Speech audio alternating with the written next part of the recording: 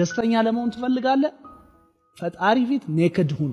ኔክድ ሁን ማለት ፈጣሪ ልብና አይምሮን ይመረምራል፣ ያቃሃል።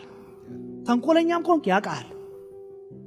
እሱ ጋር ራቁትህን ሁን ማለት መነጫነጭ ካለበት ተነጫነጭ። አባታ አይደለ እንዴ? በቃ እኔ መሮኛል ብለህ ተነጫ። እንደ ልጅ ቅረበው።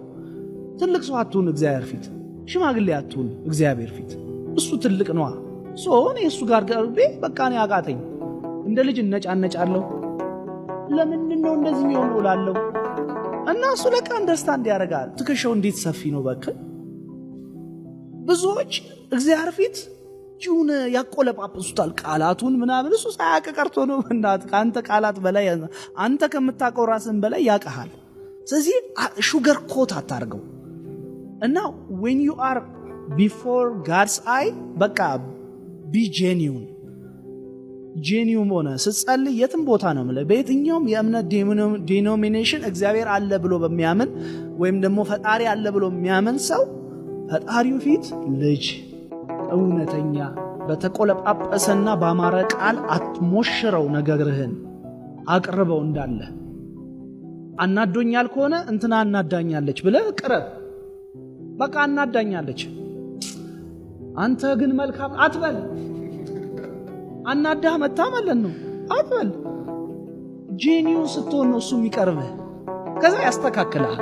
ለምን ቀላል ነህ። ብዙዎቻችን ለእግዚአብሔር ከባድ ነን።